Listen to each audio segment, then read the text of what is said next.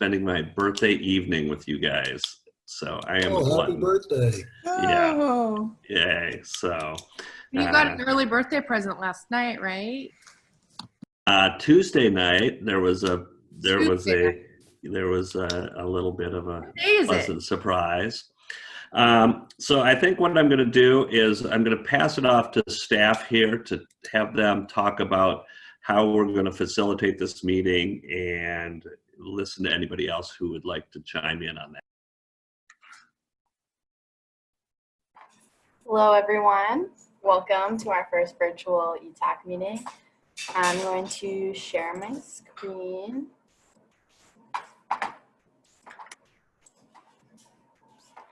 And if I can figure this out. Can you all see a slideshow going? Oh, there we go. yes. So I just wanted to go over the Zoom guidelines. So we are meeting in a Zoom webinar, clearly. And all of the EETAC members and City of Eugene staff will be panelists with the ability to mute and unmute themselves, as well as have video capability. All members of the public will be attendees. Staff will unmute the attendees if they wish to speak only during the public comment agenda items. And attendees do not have video capability. So just some housekeeping rules. Please stay muted until it's your turn to speak. Please use your video. Use the raise hand feature to be put in the queue, which I will go over in a minute. Staff will manage the queue for now, then we'll give it to John later at a later date. Please do not use the chat feature or the Q&A feature. Those make public comment record, our public record really tricky. And this meeting is being recorded right now. So just some raise hand. Oh, I think you're seeing, yes, okay. Some raise hand features. Shortcuts is for the phone, or wait, are you seeing this? I'm so sorry. Yes. Okay, Yes, great. we are. For the phone, if you wish to speak, so I think this is mainly for Ed and anybody in the audience, press *9 and staff will see that you've raised your hand. And then a shortcut for the computer, if you're on Windows, is press Alt-Y, or on the Mac, Option-Y. The mute button is down in the bottom left, usually.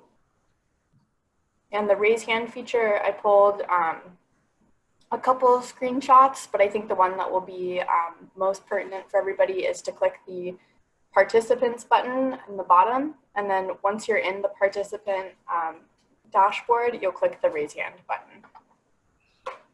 And that is what I have for you all. If I could just stop sharing my screen. Does anybody have any questions? I would just like to say that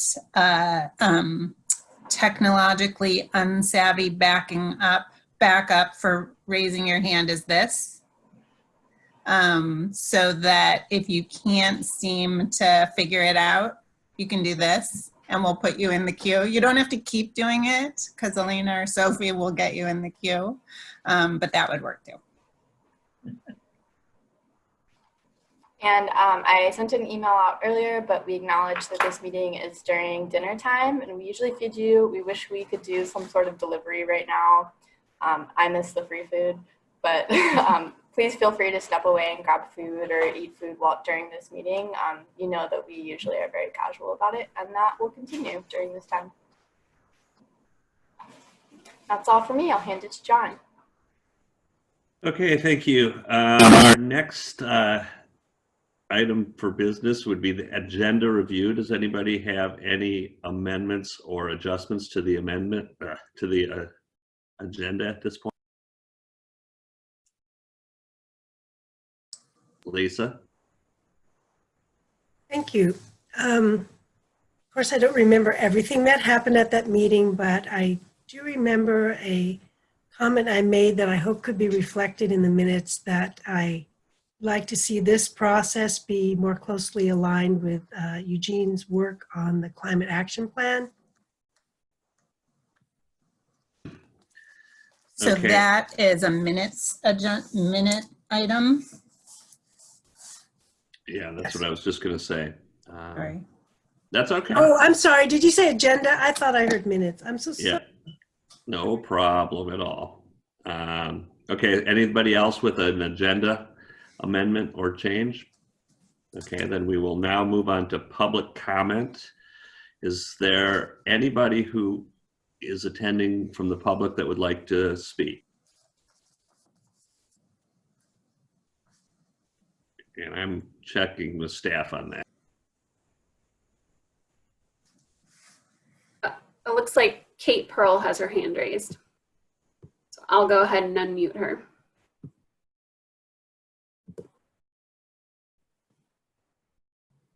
Okay, Kate, whenever she unmutes you, go ahead and give us your spiel. And we don't have any set time, but usually 3 minutes or something like that would be appropriate. Oh, I haven't really prepared a spiel. It's just exhort you to consider that class 1 and 2 soil is exactly what we're going to need on into the future. And if this most recent pandemic situation was any indication of the importance of being able to feed ourselves into the future, I would just encourage you to consider that in your deliberations and your recommendations. That's it. Great. Thank you for weighing in and taking time to come talk to us virtually today. Anybody else?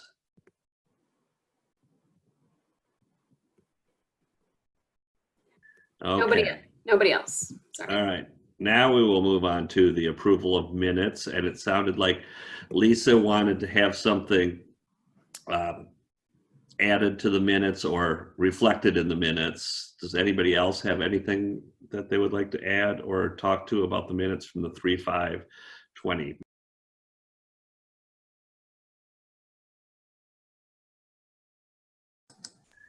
Lisa, could you just repeat your comment? That'd be helpful. Okay, thank you. So sorry, I misunderstood.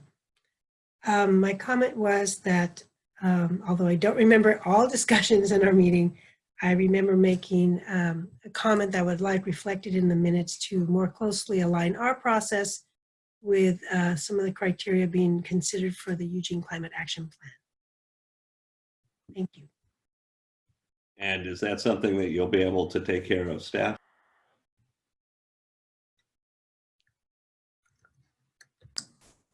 Yeah, we can add that comment back into the minutes. That is not a problem. Okay, if there's nobody else, I would entertain a motion to accept the minutes as amended.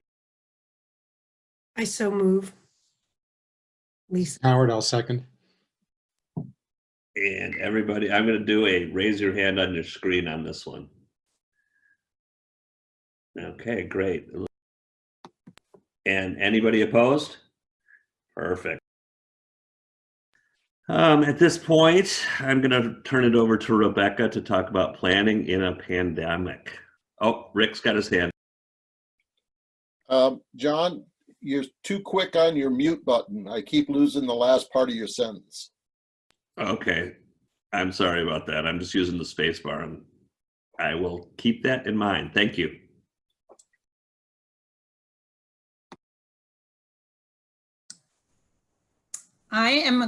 We actually reorganized slightly, and Heather's going to kick us off on this agenda item, and then I'm going to follow up. Yeah, sorry, I'm slow on the unmute button. So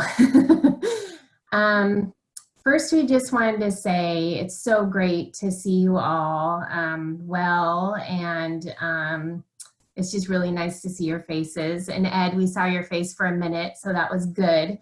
One of the things the city has been talking about is how we are at work in a pandemic. So we're holding EETAC in a pandemic, right? We're trying to move forward with projects in a pandemic. And I think that's something that's really helpful to keep in mind. This group has been amazingly high functioning, and we're dealing with a lot of detailed data and big projects with big implications.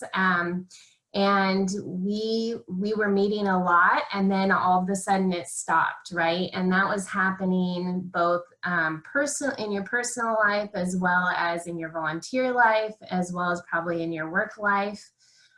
So we just kind of want to set the stage that this is a soft opening back into our projects. We realize that everything's still going on right now. It's not like all of a sudden, because we're having an ETAC meeting, that we assume that we're back full speed ahead. We know that's not the case. It's not the case for us. We've still got staff in planning that are actually working in the Emergency Operations Center. And we've had staff that were and now are coming back. Most of us are working at home.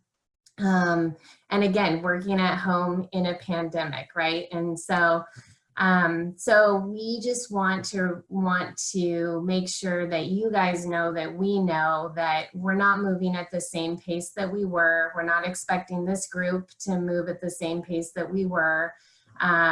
We're just getting going, and we're going to see how this meeting goes and adjust if needed.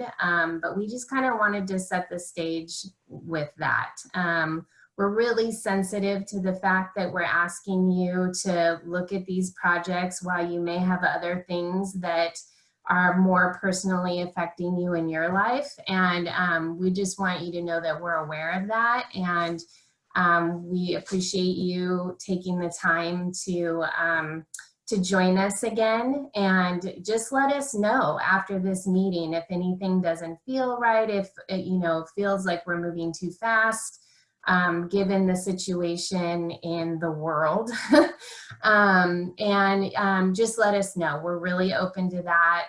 You are also part of our kind of public involvement, an arm of our public involvement. So this helps us know where some people are in the community with being able to kind of go back into volunteer work and look at things that aren't affecting you in your immediate life.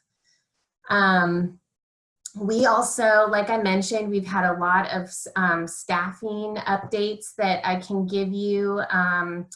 So Terry Harding has been in the Emergency Operations Center for probably about a month or so, and she's still there.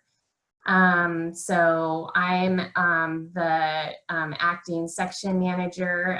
So we're all kind of spreading out, spreading the wealth there. Lots of people are covering for each other. So that, of course, impacts the amount of work that we can get done and how quickly. Some of you may know that Audrey has left the city. She doesn't work for the city anymore. So we will miss her very much. She obviously had great contributions with this work group, as well as on River Road Santa Clara. And so we miss her and just wanted to make sure you guys knew that. And then Elena, which some of you met during our ETAC practice session, and she's to the left of me on my screen, but who knows where she is on your screen.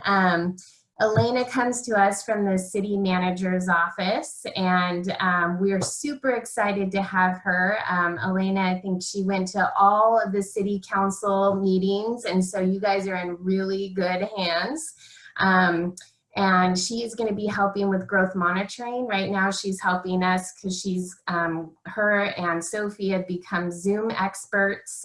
So she's helping us with this meeting, helping take notes just in case recording doesn't work, and then we'll helping us with growth monitoring as well as the River Road Santa Clara neighborhood plan. So welcome, Elena. Zoli, who I don't think is in this meeting, it doesn't look like, but she has been interning with us. Some of you may have worked with her again on River Road Santa Clara. We were fortunate to be able to hire her as a temporary staff person for probably about 6 months. She has really been helping us primarily with doing the research needed to have a lot specific comprehensive plan, land use plan diagram And so that's really exciting. That's something that will help us in monitoring. She's been focusing on the River Road Santa Clara area. So it's something that can be adopted as part of that plan. But we were able to hire her on with some growth monitoring money to help her continue that work. So, and she will also be helping us in growth monitoring, reviewing some of the backfill data that we're going to be putting into our database. So that's exciting. And then we wanted to give you a little, just touch on this really briefly.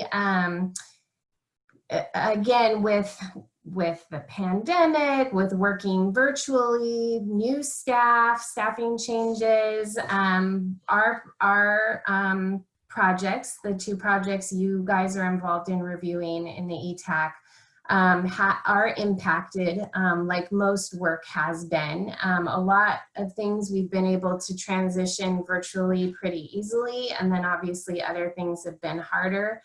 Rebecca's going to talk about urban reserves for growth monitoring. Just a couple key things that kind of push out the timeline a little bit. Obviously, we missed some meetings. Working at home has its challenges with, you know, internet access and working with large data sets, things like that. We're still doing as much as we can, working at home, and actually with growth monitoring, most of the work was pretty easily transferable to working virtually. So that's pretty exciting. It's also just really challenging work. And so some of the issues that have come up with the databases that we're putting together, we're working through them. They would have probably come up anyway, regardless of us working virtually or not. This really has to do with putting together some pretty complicated databases. So we are, I'm trying to work on planning, figuring out what the timeline is for the project right now. Planning next week seems challenging. Planning for the next year is more challenging, given we don't really know how things are going to shape up in the community in general. But right now I'm anticipating that we would have the first growth monitoring report to council in spring of next year. So that is pushed out a little bit more, kind of recognizing that we've had to delay some meetings, and we've had some other challenges with the databases that we're putting together. So I just kind of wanted to acknowledge that and make sure you guys have the latest information. And I'll kick it over to Rebecca to talk about urban reserves. Thanks, Heather. Hi, everyone. It's really awesome seeing you all. Not to sound too similar to Heather, but what we have heard is that council priority, that our long-range planning projects still remain council priorities. However, they're clearly not the highest priorities in the community right now for getting face time with decision makers, or honestly for the public to be able to have the energy and bandwidth. So we're still moving our projects forward, but as we all know, this meeting was supposed to happen 2 months ago, and we were going to go out to the public with our refined options in the beginning of April. And we were ultimately planning on having a joint meeting with council and the Board of Commissioners around the end of June. So I have a timeline that I'm going to show you later in the Urban Reserves agenda item that details out our plans. But we want to make sure that we have plenty of time for our options to be out for the public to be able to see them and understand them and provide input, given the fact that we're pretty much planning on doing it all virtually now. Unless something dramatically changes, we're not planning on having any face-to-face meetings. So I'll share with you a list of ideas that we have for ways to do that. It's not by any means easier than holding a couple of workshops, but more importantly, it's how do we get the information out to folks in a way that they want to pay attention to, and that it can get through all the variety of virtual messaging that they're getting right now, not to mention the fact that they may not have a job or they may be worried about paying rent. So we're trying to manage these projects given everything else, taking everything else into consideration right now. So as Heather said, we're moving forward thoughtfully, and we appreciate your ongoing focus and attention, knowing that everyone's focus and attention right now is different than it was 2 months ago. So we don't want to have, a group therapy session here, but we do want to check in with folks and hear your voices. And I know I will hear your voices when I start talking about urban reserves options in a little bit, but we thought we would just check in and maybe share something about what is helping you get through this pandemic. And since we're not going to have you raise your hand, I will kick it off and then I will tag somebody. And then when you're done, if you could tag somebody, it would just be nice to have, instead of our chit-chatting that we do when we're eating, we'll just check in that way. So this has been a crazy 2 months for me, as I'm sure it has for lots of people. There have been lots of reasons why, which I'm not going to get into, but I'm happy to talk to people about it offline. So two of the things that are helping me get through, one is that we moved and we are in a new home, which we are never ever going to leave. And so it is, while some people complain about being in the same place every day, I am very thankful to be in this place every day. So there's that.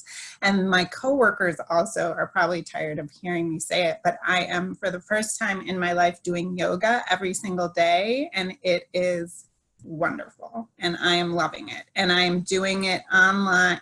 I'm doing it with a few friends of mine. So it's also a way of checking in with them and taking care of myself, which I'm not always so good at. So it's good for me on many levels, and that is really helping.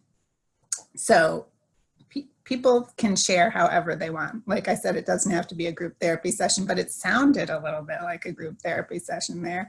Okay, I am going to hand it off to Rick because he is to my left. And I'm going to mute myself now. Well, my two things that are getting me through this is we have our two grandchildren 3 times a week. So Chris and I are learning how to homeschool.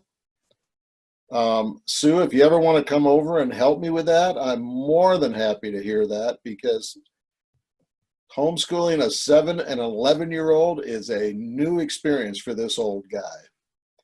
Now, the best part is I play golf 3 days a week, so I get to go outside a lot. So I'm happy doing that. Short and sweet. Sue, I'll pass it to you. Thanks, Rick. I have loved it. I've really liked the fact that my calendar is completely clean. I don't have any appointments. I have no meetings. It made me realize how kind of over encumbered I had become as a retiree. I mean, that's ridiculous, but those of you who still work probably can't even understand this, but the truth is I was really actually doing too many things, and I loved the fact that I didn't have to do anything. So that part was great. However, I have 2 children. I have 5 grandchildren and I have 3 great-grandchildren, and they all live in Portland. And so not being able to see them and hang out with them, which I did all the time before, was really hard. I thought it was a little discombobulating in the beginning. I thought I would do like so many people, I would just clean out the attic and clean out the garage and do all these, sort of home projects. I just never really got around to it. I mostly just read stuff online, and then eventually I got back into my knitting projects and sewing projects, and it's been great. So my takeaway is, how do I take this feeling of kind of freedom, which I've had for the last 2.5 months, into the future? And I'm not sure yet. So that's where I am. So let's see. How about Ed? Thanks, Sue. I felt blessed during the pandemic because I feel like our state and other associations did a real good job to keep construction going and keeping food on the table of a lot of families. And I really felt fortunate that the membership responded working safely. And it's really been great that we've been able to continue in the construction industry. And another great part of it is I'm an introvert, and I'm in the backyard sitting on my deck looking around thinking, shelter in place? Yeah, I can do this, not a problem. The hardest part is a 5 and 2-year-old grandchild in Springfield that I haven't gotten to see since all this has broken out. So that's been really tough. I haven't liked that at all. But the rest of it, I've felt blessed, and I'm going to tag Michelle.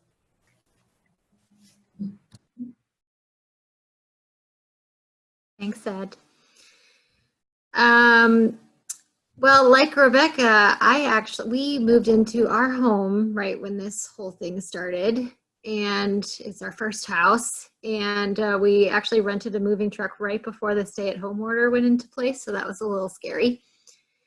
But it has been really amazing to be in our home, and I have not wanted to leave. I've been working from home since the second week of March. I inherited a beautiful garden that I'm trying to learn how to take care of. Too many rose bushes. And it has been really nice to be able to be in a place that I feel happy to be in and no longer in an apartment. At county parks, all of my volunteer efforts have pretty much taken a total break. I've transitioned into helping with other coordination efforts, but all of my outreach for volunteerism, much like other organizations, has pretty much ceased and totally stopped. But I'm working on trying to develop some individual volunteer projects to keep people engaged, but it's tricky because people are scared and they don't want to go out and volunteer. So how do we engage people on an individual level? So I'm trying to come up with ways to keep people not scared and excited to go out, but how do I do that? My job has totally changed since that, but I have a really supportive staff and really supportive other members that we work with that just make it easy to try to navigate what was a new job to me that totally changed within 6 months of being there. And then on top of that, my sister and my parents moved to Portland and Olympia within like a month, and I haven't seen them in over a year, and I probably won't be able to see them for a long time. So it's just hard, but they're happy and healthy, so that's what matters. I will tag Tiffany. Thanks, everybody. Sorry, I had to unmute. So I agree with a lot of what's been said. I have actually thoroughly enjoyed working from home. We built our house a couple years ago, and so we have a new house that we custom built, and it's like exactly what we needed. And Chris and I both have offices, which is really nice because he's on a different side of the house all day, so we don't see each other all day, and it's nice. I have been doing a lot of yard work, and I've said this to my team that this is the first time in as long as I can remember that I feel like I'm achieving this work-life balance that everyone talks about. because similar to Rebecca, like I've been doing exercise every day. I've been going for walks during Zoom calls. I just have been getting a lot done. So it's nice. Work has been a challenge because, as many of you guys know, I work for the Chamber of Commerce and all of our events are canceled. Members are dropping, like people don't have money to pay. So we've been kind of having to reinvent ourselves, and most of our staff is down to, like myself, I'm at 15 hours a week. And so we've just been really trying to service our members as best we can with the resources that we have. But I think that's been the biggest challenge, is just trying to keep morale up with our team and trying to keep the lights on and everybody still having a job. So, but I am really glad to see you all. So I've missed you. I am going to tag John Borofsky, our birthday boy. Thank you. Well, for me, the last 2 months has probably been busier than ever. I went from being a restaurateur and volunteer on a bunch of committees to now I am a person trying to keep 50 people employed, a payroll specialist, a loan officer, today I was had to deal with the lawyers and just trying to keep everything going in this time. I've been busier, I think, now than I was before. My industry has been probably one of the hardest ones hit. One, we were one of the first ones to get closed, and two, some of the restrictions on it make it very difficult to find a path forward. You know, my business is being social. You know, the two things that are kind of the bedrock of a restaurateur's plan is, one, you know, build a place that people want to come, and two, put as many bodies in that place per square foot as you can to make it profitable. And those two things have been taken away from us for the time being. So figuring out how to make it work, and then on top of that, campaigning for an elected office made me pretty busy the last couple of months. I didn't have a lot of downtime. So I enjoy seeing you guys and being involved with you again. And that's kind of where I'm at. I will pick Alyssa. Hey everyone. Boy, I could kind of repeat what a lot of you have said, except for maybe the elected office piece. But similar to Sue, I think my schedule was too full. I have two teenagers; their schedules were too full, and so we're actually just seeing my family more often has been really nice. And occasionally, we can even get the kids to go on a neighborhood walk with us, which is pretty fantastic. And my yard has never looked better. So I think that's where I've been spending my time, is, you know, wandering and exploring my neighborhood, and then, yeah, making my yard look really good. So, and it is really great to see all of your faces. I am going to pick Kevin.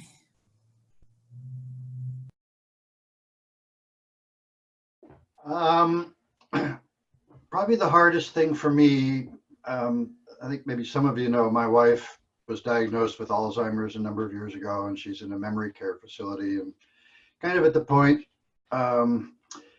where she doesn't recognize me intellectually. So what I would do is I'd go and spend time with her a couple times a week and hug her and take her for walks around the facility and all that sort of stuff. And obviously I can't do that anymore. And she's in a really good place, and they're taking really good care of her, but that sort of hurts. And probably when we come out of this, she may not even really respond to my physical presence with her. So that's been a little bit hard. But other than that, Zoom is a lifesaver. I'm on a lot of committees, and so I stay in touch with a lot of folks through this kind of thing, like with you guys.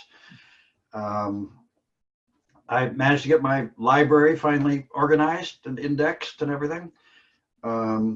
And on Saturdays, I have a geologist friend, and we've been going up to play in the snow and the rocks, and with my two dogs, and get the heart going. And what is it? If you get sick, you get the cytokine storm, but then if you work your butt muscles really hard, your body produces myokines, I think it is. So we've been going up and working really hard climbing mountains, and that's been a wonderful thing. Far, far away from any social contact. So, and so I will pass it to Mark.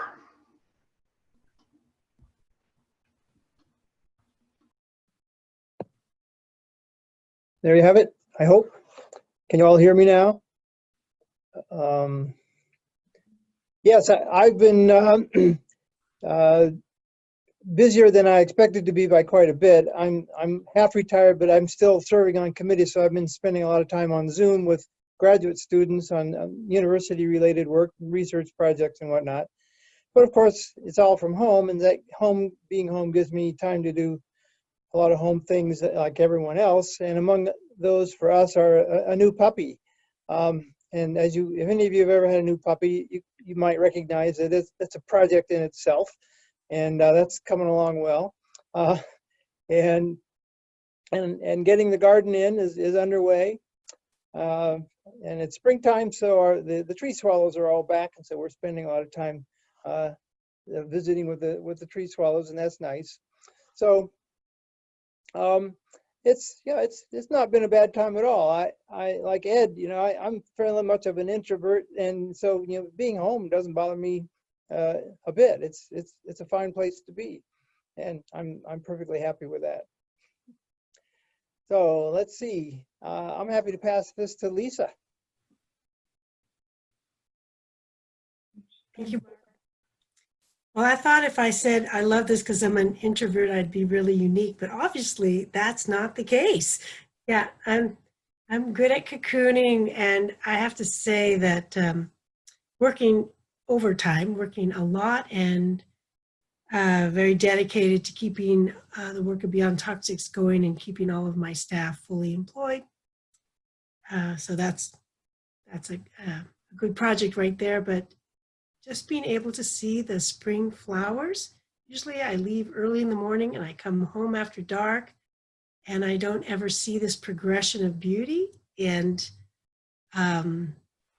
seeing how just the birds and the squirrels and the flowers and the plants are responding to the changing of the season is something I just delight in.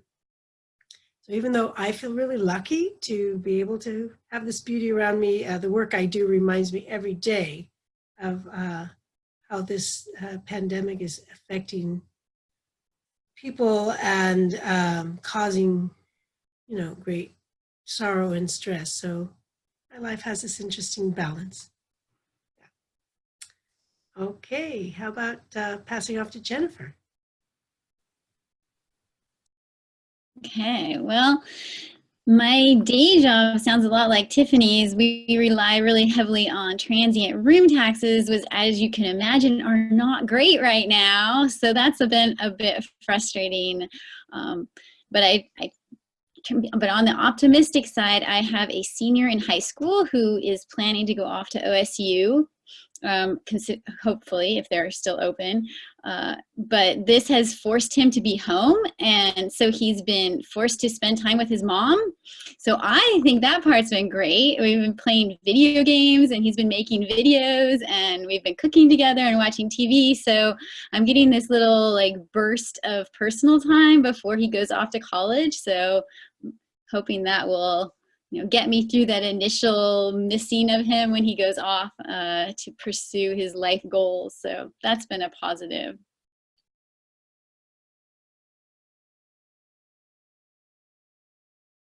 You've got to pick someone. I got to pick someone. Who is left? Is there anyone left? Okay, Alexis. Thanks, Jennifer. I'll start out by saying that this is the first day I've worn a tie during the entire pandemic, and I'm not wearing it for you all. Sorry.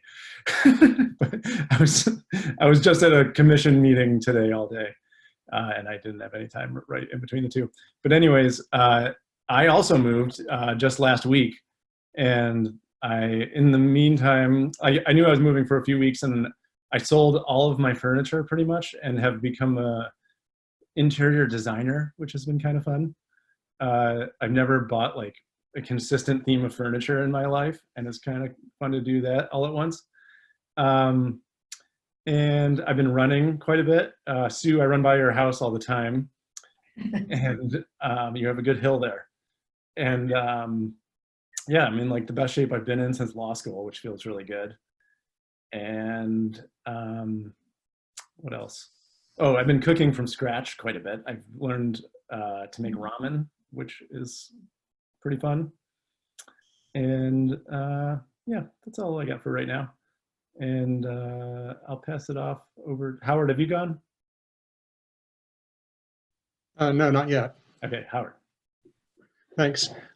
Well, a lot in common with a lot of you. Being retired and financially secure, it's been a relief compared to a lot of people in the country. So it's pretty difficult for a lot of folks. I'm also fortunate. My wife and I celebrated our 30th wedding anniversary in March. So that's been real comfort being able to hang out with her and our 9-year-old golden retriever, and getting a lot of hiking in the area and strength training. So, you know, we're getting back into shape real well. So, and I'm also kind of an introvert. So hunkering down hasn't been much of a sacrifice for me, and getting a lot of reading and some of my hobbies and things. So it's not been bad. And it's kind of nice having a clear calendar and not having a lot of commitments. So, and it's good seeing everyone as well. And I guess I'll turn it back over to Rebecca, or I don't know if anybody else is. I think we have Thea and Elena. And Phil and Sophie, I think. All right, well, we'll turn it over to Sophie. Yeah, it's been what a wild 2 months we've gone through together. But that's been something that's comforted me, that we're like literally everyone around the world is going through this together. There's been 2 things that have really been keeping me going. One has been baking, trite, perhaps, delicious, absolutely. I've been making sourdough and English muffins, and I'm making cinnamon buns tonight, and I made a lemon olive oil rosemary cake today. So having a great time. And then the other one is, you know, I'm just somebody that loves local government. I really wanted to work for local government. I serve on Springfield's Planning Commission in my free time, and I've just been so amazed by local government on both sides, from working in it and from being a public official. I've had 3 Planning Commission public hearings like during like the last 2 months, which has been wild, but Springfield staff has just amazed me, and Eugene staff amazes me. And they've been dealing with, you know, a different set of problems, and they've been doing it in different ways, but I just have really continuously been reminded of why I do what I do and how much I admire the people around me that do it. So that goes for all of you too. I'm glad you're here. And I will pass it to Thea. Like most of you, I have been doing a lot of yard work. It's never looked better. Got the garden in, and you may have just heard my dog yawn very loudly because she's sleeping on my feet right now, which has been really great to spend more time with her, and doing a lot of reading. Oh, there's someone's cat. Oh no, dog, sorry. And I will pass it to Elena. Hi everyone, I'm Elena. I know a handful of you from working in the city manager's office, and I don't know a handful of you, but I will get to know you. I am actually an extrovert, and I live by myself. So I have struggled a lot not being as social and being able to go out and being able to meet with people. But I am super grateful that my hiring process was pretty far along the way as we transitioned into COVID. And so starting a new job has been kind of this feeling of, you know, my life is still progressing. We're not all just standing still in time, like life's still happening, things are still moving forward. And just being able to kind of also, you know, working from home, being able to absorb all this information and really be able to sit down and do some reading and get my head into all of it has been nice. So I will call on Phil, I think, as one of the last folks. Let's see. I've been super busy this whole time since the company I work for, the Chambers family, has a pretty large real estate portfolio. And so fortunately we have some great tenants, and a lot of those people have been doing extraordinary work themselves in keeping their businesses afloat. One of our tenants at the US Bank Center off the Waffle, you may have heard about them. They've now got V's Burger, which they've kind of expanded their hours and their offerings in a very creative way. Their neighbor next door, the Bagel Sphere, reopened about a week or two ago, so I'm really happy to see them there. I've recently started going back into the office, and we're kind of splitting our time, spreading out a little bit, but splitting who's in the office when. That's great, and I'm loving just being a little bit more out of the office. When I've been here in the neighborhood, it's been great. We've been doing some fun stuff with our neighbors where we would do things like go on walkabouts in the neighborhood and take pictures of weird, wonderful things, that yard art that people have or whatnot, ephemera that's around the neighborhood. And then we take pictures and have like a scavenger hunt, send them to our neighbors. Then they would have to go on their walkabout and find those things and send them back to us with goofy pictures of them standing in front of it. And there's a lot in the Whitaker and West Side neighborhoods to enjoy along those lines. And then we've done some interesting things like 3-sentence stories. So it's fun to try and figure out how you could tell a story in only 3 sentences and then share those with your family or your friends and make a little game of things. So otherwise, I've got a roof over my head and we've got lots of work to do. I'm on the Springfield Chamber Board too, and there's lots and lots to do to try and help out all those businesses and people that are suffering in our community. So I appreciate all the great work that you guys are doing, and grateful that city staff is hanging in there with us. Thanks, everybody.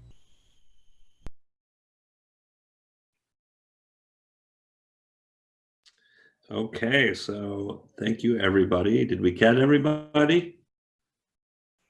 All right. Next, we're going to move on to growth monitoring. Does that sound right, or do you have more, Rebecca? Nope, that's right. Heather's up next. Heather, did you share? Well, I kind of shared a little bit in the beginning. Okay, I'm getting, no. Things that have kept me going. We live in a house, and some of you may not be surprised that I have a hard time sitting down and actually relaxing. And so I've been doing, me and my husband have been doing a lot of demo work. We took out our duct work because we got a ductless heat pump. And so one day we were just like, let's just take out all the duct work in the basement. So that's fun. And then we demoed, we rented a jackhammer and jackhammered up a porch that was like slumping off of the house. So it's been a little crazy around our house, but it's felt good and like really tangible, as like, you know, a lot of what we do in long range planning is not very tangible right away. And so it's felt good to like demo things. And they're things that, you know, if we were to do it in the summer, they would be competing with going camping or, you know, doing all the social things that we can't do. So I'm trying to see the silver lining in that. I also enjoy being able to go outside when I need a break from whatever number of back-to-back Zoom meetings that we've had, and just sit outside for a minute with my dog and rejuvenate. That's not something that's easily done at the atrium, especially not with my dog. So I've really appreciated that. And I really appreciate all of you kind of sharing what's under your water line or above your water line. You know, it's a good reminder for everyone that like, we see each other at work, we see each other at these committee meetings. We all are people. There's a lot going on with us always. And, you know, this is another time for more stuff going on. So thank you for sharing and giving us a little insight into your lives. Beth Goodman is here with us. She is gonna, I don't know, Beth, if you want to share anything that's been getting you through this. Put you on the spot. Oh no, that's okay. I've really enjoyed listening to you guys. I work in so many communities around the state. So actually getting to work in my community is fantastic. So I've been doing a lot of work on things that are important at the statewide level, around things like affordable housing and how we're going to be dealing with some of that. So I've been grateful to have work. And then this has been an opportunity to get back in touch with old friends who I just haven't talked to a lot because they're on the East Coast or far away. So I'm grateful for those things. Awesome, thank you. So we have the really awkward opportunity here to jump back in and talk about jobs data. How weird is that? We have not pulled new jobs data. I'm just gonna start out, get that out there.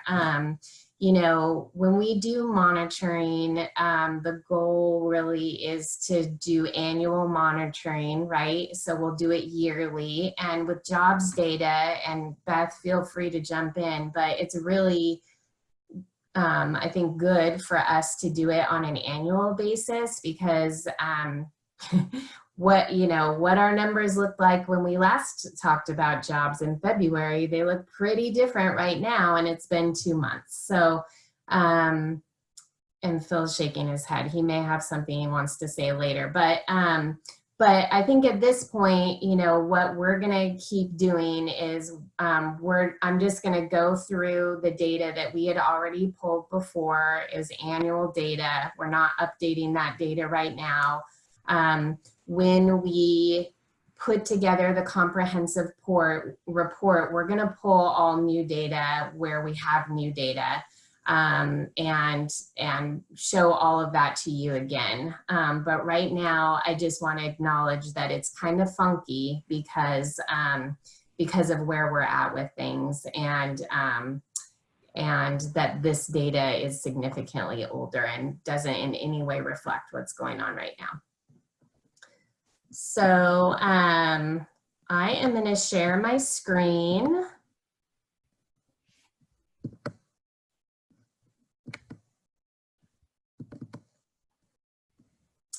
If somebody can give me a head nod that you can see the PDF that is in the that was in the EETAC folder. Are you seeing the average annual employment growth rate chart?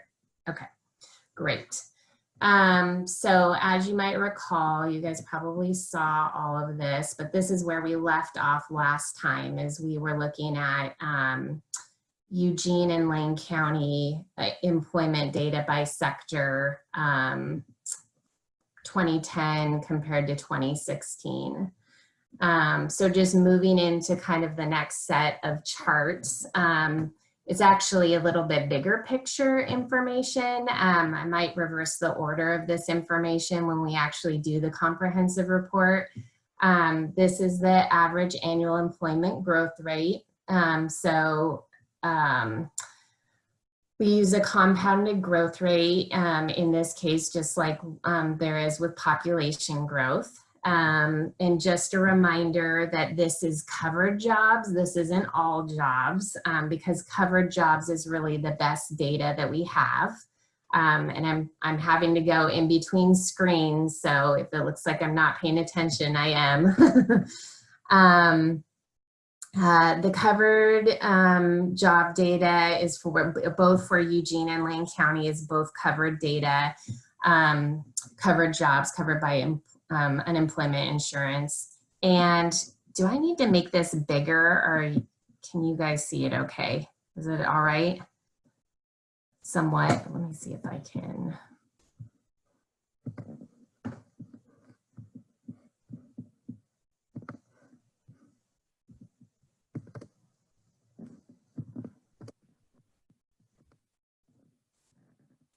Okay. So what you're seeing here is covered, the average growth rate for covered employment in Eugene that we have actually seen in the monitoring period compared to what the adopted forecast was in Envision Eugene.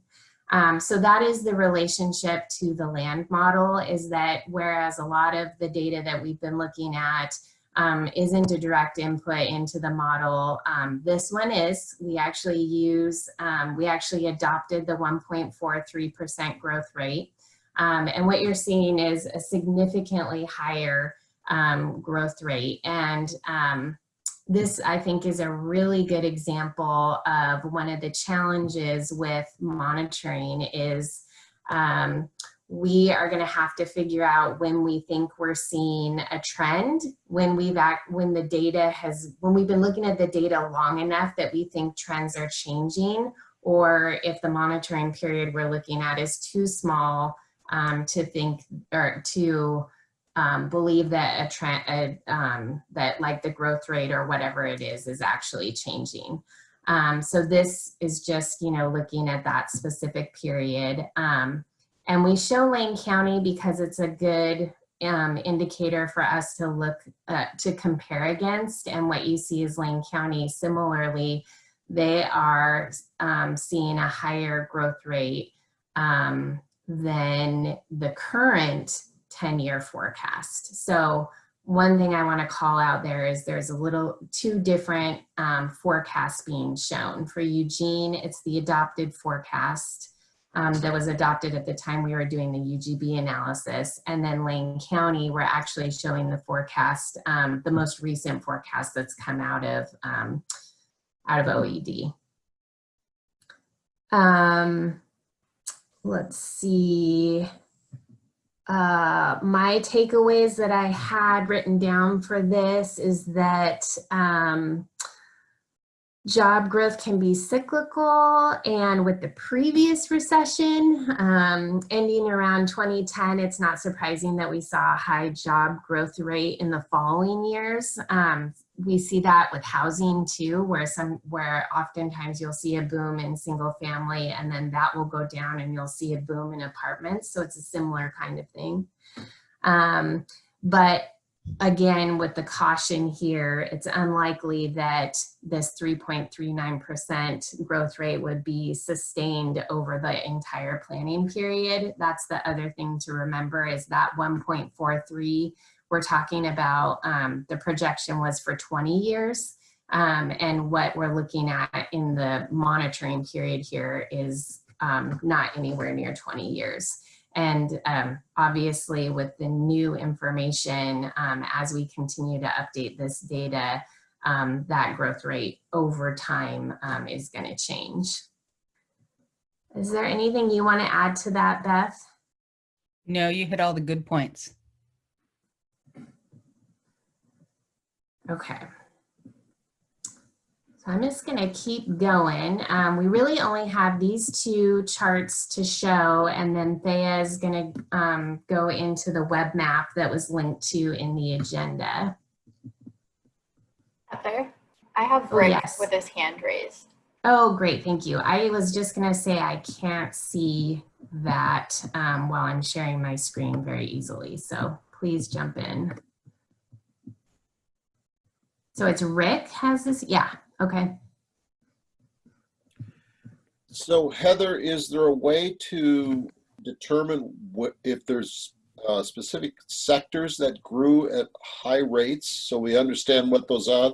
I'm thinking of relating this back to the jobs study that was done a couple of 3 or 4 years ago. Yeah, so last time in February, we looked at this chart that is showing the percent change between 2010 and 2016. So if I may suggest something, not just looking at the percent change, but the absolute change. So for instance, I'm staring at healthcare, which I can just, do quick subtraction and see that it went up by a fair chunk, as well as a percent change. Yeah. And that we got that feedback last time. We're going to add a column on the end of each of these that includes the actual number of jobs that resulted in the change. Is that what you mean? I wanted to be able to compare it directly to overall growth. Instead of percent change, you might have average annual growth rate here. For each sector? Mm-hmm. There's nothing wrong with that.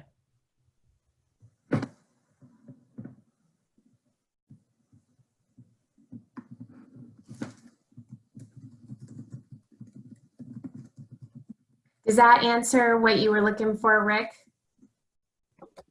Yeah, to a certain extent, I remember that. But I think as we monitor forward, this could be very helpful to pay attention, as Beth said, to the numbers. And if it continues on, it might give us an idea better where we need to improve our job estimates by sector, because it can determine sort of the kind of brick and mortar we might need in the future. Great. Well, unless I hear a negative to that, I will go ahead and incorporate that into the next version of this chart.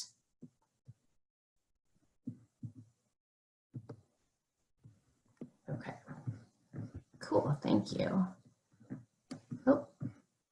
All right, so this one is a bit of a work in progress, but one of the things that oftentimes jurisdictions will look at when they're doing long-range planning is understanding what their ratio is of population to jobs.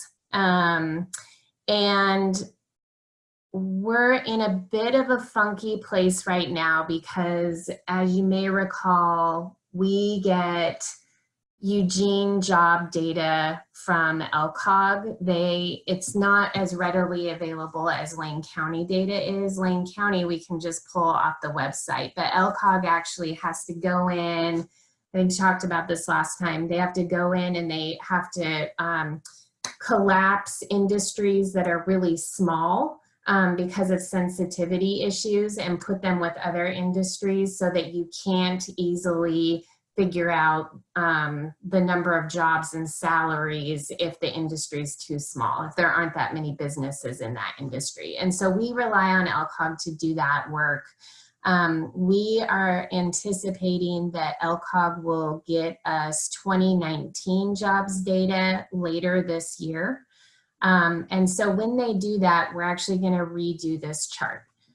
Because right now what this chart is showing, because this is the information we had, it's showing the population to the city limits and the jobs to the urban growth boundary. And we want to be consistent and show apples to apples comparison. There probably aren't a huge amount of jobs that are in between the city limits and the UGB. Some of those are actually industrial jobs. Yeah. With one exception, Santa Clara. Yeah, right. Santa Clara and also our the Northwest Expressway, sorry, not Northwest Expressway, the industrial corridor out 99. A lot of those properties are not annexed. And so there is a difference, and we want to be pure about that. And so when we get the new data from LCOG, we will be able to update and make sure that the population is to the UGB and that the jobs are to the UGB as well. And just to be clear, it's not LCOG being slow about the 2019 data. It's that the state doesn't release the 2019 data at a city level until late the next year. So the Oregon Employment Department is processing 2019's data, and it will be available in October, November, December. And so just for context, Beth, I think you gave me these estimates. If you were in something more like a bedroom city, you would have a high population to jobs ratio, something like 4 or 6.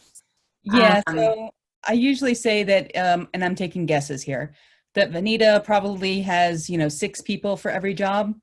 And Coburg, when it had all of the manufacturing with the coaches, they probably had something like 0.9 or 0.5 people per job. So hardly any places like Coburg.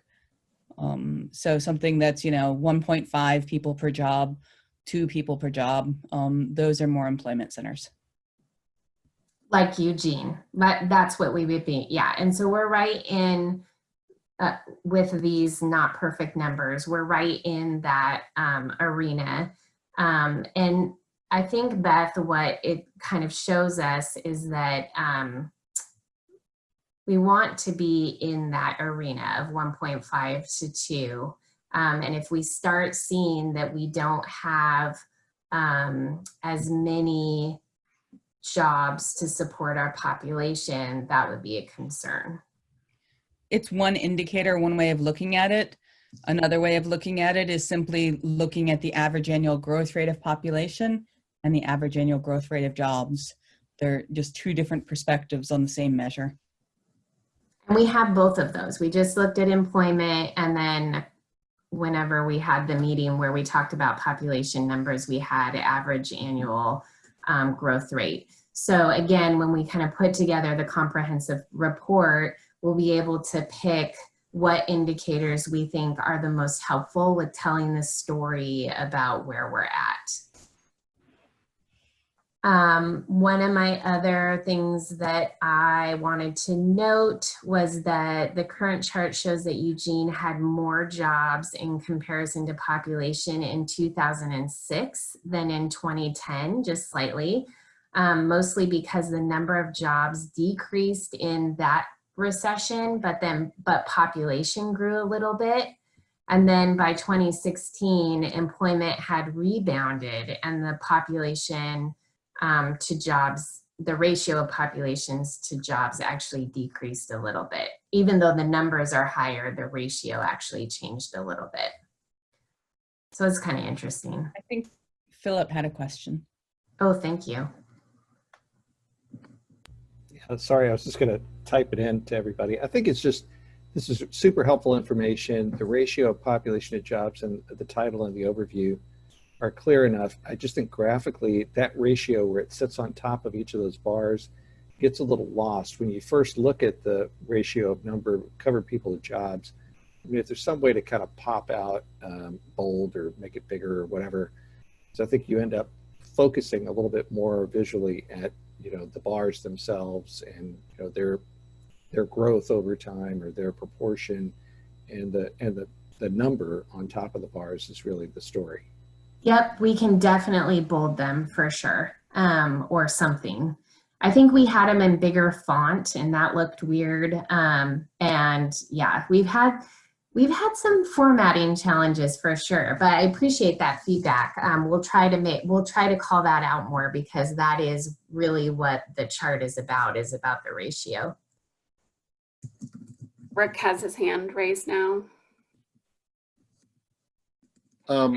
Actually, I thought Beth made a great point about looking at not only the numbers, but the percent change. Maybe you could show through the charts the percent changes so that you can see if there's a consistent change between, say, employment through the years and where we're projecting, or if something's different. It would give the reader a lot more information, I believe. So the percent change, for instance, between 91,000 jobs and 80,000 jobs? Yes. Right, because so it's just, okay. I will see what we can do about that. And I could see that potentially being another, a different chart because there's a lot on here already, and the ratio itself is also kind of funny. I think, you know, it's not, I mean, there's a lot going on, as Phil pointed out. So we do have, if we add the change or percent difference up here, we have it for totals up here, but you don't have the comparison to population change. So that's something we could actually put. What if we did a table that accompanied this, that incorporated, that was more, a table that had the difference between the population and the job change in number as well as in percent change. And average annual growth rate, I would do that too. And average, right. Okay. Because that's one of the challenges is, I think I got feedback from you guys last time that there's a lot of we're doing a lot of charts. And so I'm trying to be good, and I'm trying to not create a whole bunch of charts. And sometimes, as Beth reminds me, sometimes a table is better than a chart anyway. So let me take a stab at it with a table. And see if that's something that could accompany the chart, or maybe we did end up not even needing the chart. But thank you for the suggestion, and I'll see what we can do there. Does that work for you, Rick? Great. All right. So the next piece here is kind of shifting gears a little bit to look at some changes that will impact our buildable land supply when we rerun it in time for the new report that we'll do to council. So there's not really a good place to put this particular issue. Our public land needs for utilities, for parks, for schools, those are all direct inputs into the land model. They are, we take them in our planning, which is different from some other jurisdictions. We actually took our public land needs from things like our capital improvement plan, our master plans for utilities and schools, our parks project list. So we actually had specific projects identified, and then we turned those into acres. And then the way that impacts our land supply, much like in urban reserves, is that it takes away from land that was otherwise planned for housing or for commercial or industrial jobs, and that land gets acquired for those public uses. And so it takes away, it impacts the capacity of our land for residential and commercial and industrial uses. And so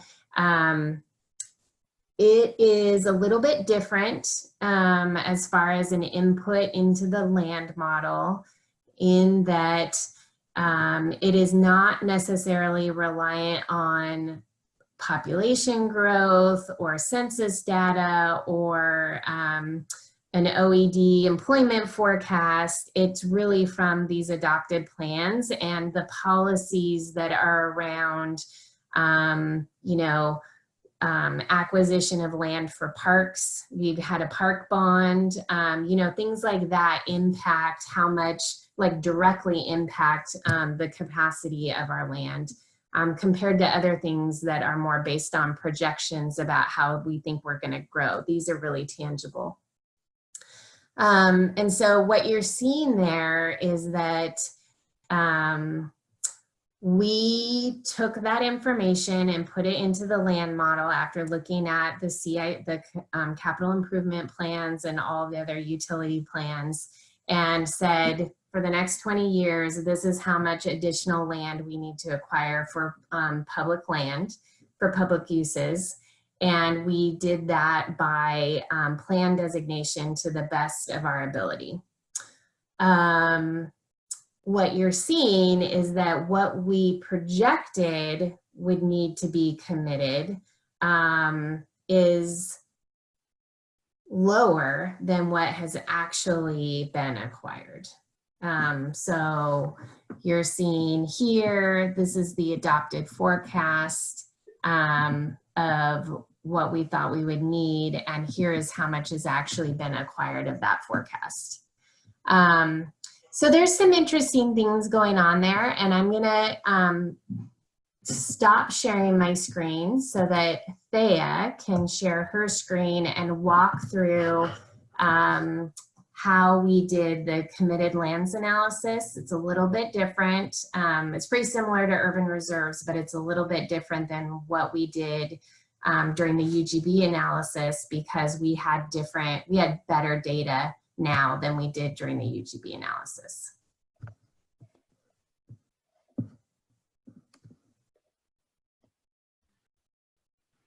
So I'm turning it over to Thea. Is it not working? No, it doesn't want to let me share my screen.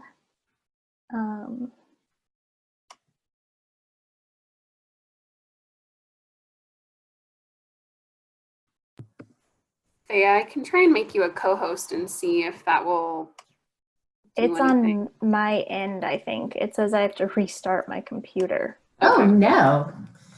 Okay, let me share my screen, and then Thea, you can tell me what to do. How about that? Okay. Do you have the story map up? Yes. Okay.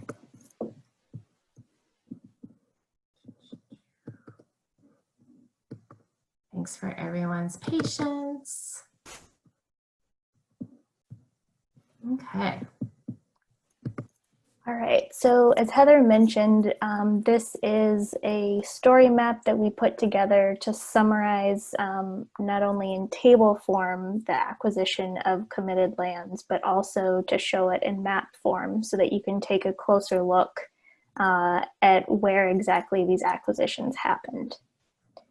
So as a quick overview, I'm sure you all remember this very well from urban reserves, but committed lands make up a variety of uses. So it includes city government property, county government, state government, federal government, as well as parks, school district property, cemeteries, and public utility right-of-ways, and transportation right-of-ways.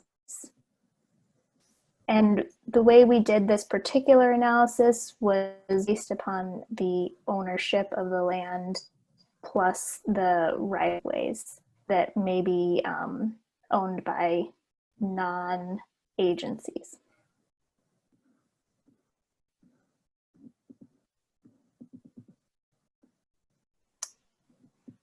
So this map shows at the city level how the committed lands have changed from the 2012 to 2032 adopted buildable lands inventory to 2019. So the green land that's shown on the map indicates where it was committed in 2012 as well as December 2019.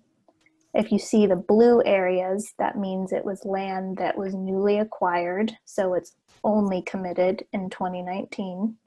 And then if you see yellow land, it's land that was committed at the time of the buildable lands inventory, so August 2012, but it is no longer committed. So as you can see, overall, the map looks mostly green, which means that the committed land hasn't changed that much over time. But you can see that there are some certain circumstances where there's blue or yellow.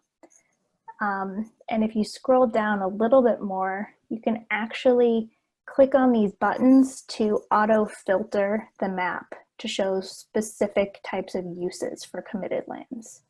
So here is parks. You can also do it for a variety of them, and you all have the link to the story map. It's in the meeting agenda. So feel free to peruse as you would like. There are a few caveats to keep in mind, that there are some inconsistencies with methodology between how we identified committed lands during the time of the buildable lands inventory versus how we identify committed lands now. And a major one of those is that in 2012, a land use layer, a regional land use layer, was used to identify committed lands. And unfortunately, that land use layer is no longer maintained or updated. So we're not able to use it anymore because it doesn't have current circumstances. So what we use instead now is a different type of system to automate it, based upon the owner of the land and the exemption that they are receiving within the tax assessment database. And that has not changed over time. But what we're not doing is using that regional land use layer. So we've had to add a couple of additional updates in order to better get at identifying where land is truly committed. So one thing that we've done is added in some new automatic filters to try and identify where land might be owned by a public agency but is leased for commercial purposes. So we're not considering that as land committed for public use because it's being used for commercial purposes. So now we're auto filtering those out rather than having to manually go through everything and check it for those circumstances. It's also important to keep in mind that some lots that we're showing as committed now were not identified as committed in the 2012 buildable lands inventory because they were identified as protected at that time. So you can see in the view that on the map right there, there's a big blue chunk south of 18th. Yes. And that is actually the Nature Conservancy site. So we never calculated residential or industrial capacity on that section because it was identified as protected, although now it's identified as committed based upon the methodology. So while the development potential changed from protected to committed, the capacity for future homes or jobs on that lot never actually changed. So there are some things that look a little strange on the map, but just keep in mind that we are accounting for them. And then here's the table that summarizes all of the actual acreage amounts. This is the same as what Heather showed you in the draft document. Yeah, and in the future when we rerun the BLI, we'll be using this new methodology. And so, even though we've got these percentages here, we're really just trying to set ourselves up for future monitoring of this. It's not really a very good comparison because of the changes that they had talked about to compare with the original UGB and what we're seeing now. But once we rerun the new UGB and we use the new methodologies, then this will be a more useful or a better comparison to be able to see the changes because it'll be more of an apples to apples comparison. Definitely, that's a very good point. So I know that we were short on time.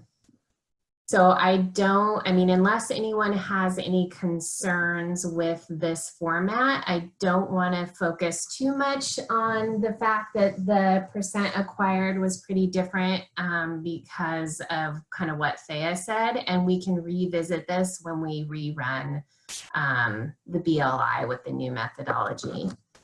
if that works for folks.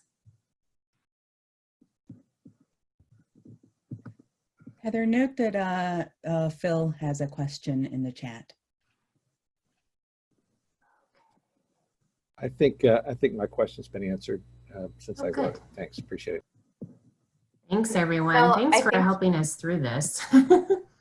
I think you came in late, but we did at the beginning just ask that you not use the chat or the Q&A function. It makes public records requests really weird. Now you know. Okay, I'm going to stop sharing, and it looks like Ed has a question.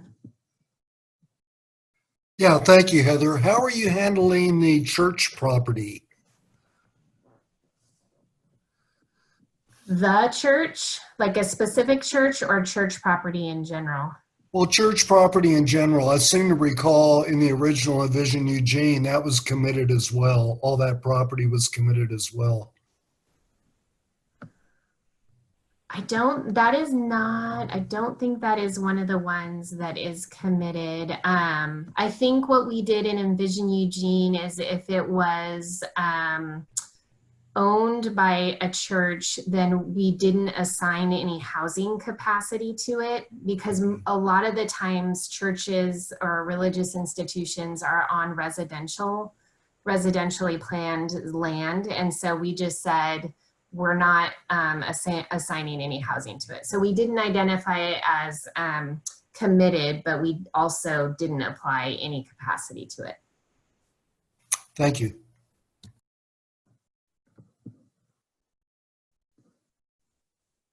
Great, thanks everyone. Oh. I was just gonna say, would that apply also to cemeteries and other public type plans, or? How we deal with it, cemetery. In Envision Eugene, we did not assume that cemeteries would have any capacity. So. They are identified as committed, and they actually have a special tax exemption that is just cemetery. So we identified those both in 2012 and in the 2019 as committed. Thank you both.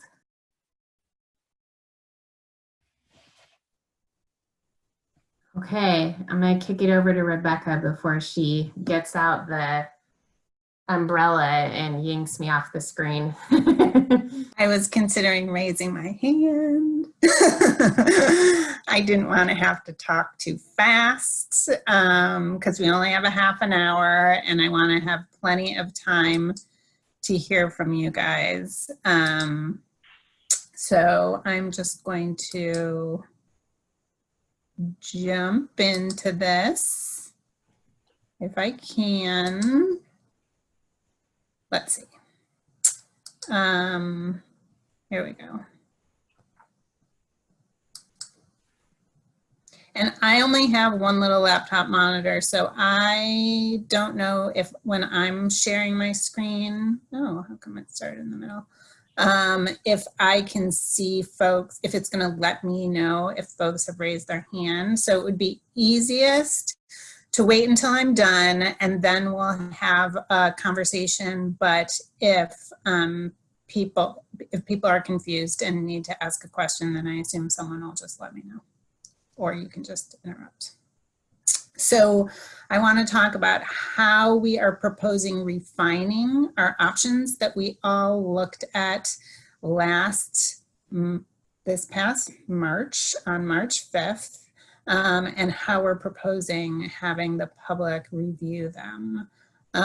What I sent you was just the same information that you saw last time on all the options. So you had the maps and the descriptions, and then you also saw information on how we all voted on those options. So I'm looking for discussion and feedback. I'm looking for a straw poll support for moving refined options forward to be shared with the public. If the ETAC wishes to move forward a preferred option, that's fine. I don't think that that's really necessary. We're gonna have time before we go to decision makers, to the planning commissions and to the board and council for both the ETAC and staff to decide on a preferred option. From staff's perspective, that certainly is going to involve public input as well. So that piece isn't necessary, but I certainly want to get your support, if possible, for moving these refined options forward. So this is a little snapshot of the kind of messy way that we organize the input that we got on the different options from both the ETAC and our project management team. The white votes, just in case you guys didn't have a chance to review this or didn't really understand what the heck this was, the white votes are the ETAC's votes from the March 5th meeting. This yellow is how project management team members voted. For the purpose of this, this looks quantitative, but it is not truly quantitative. This is to get a concept, a snapshot of how people are feeling. So for the purpose of this, I combined everybody's votes. There's 13 ETAC members, there's 9 project management team members. We combined them all, we scored them, and we divided the score by the number of total votes. So that's the group average that you will see. I just forwarded you, Mark, I don't know if I'm like, stealing your thunder, but Mark just emailed me a message right before the meeting started that I forwarded to all of you, questioning our methodology for how we calculated the votes. And I will let him talk about that. I think a lot of that is totally valid.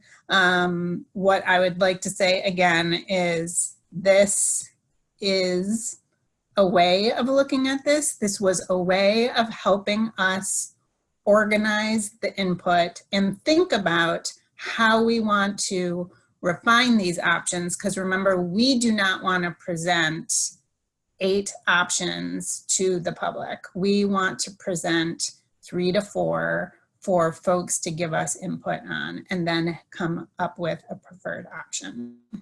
So where this scoring landed us was that option A, and I'm going to go through again what these options are in detail.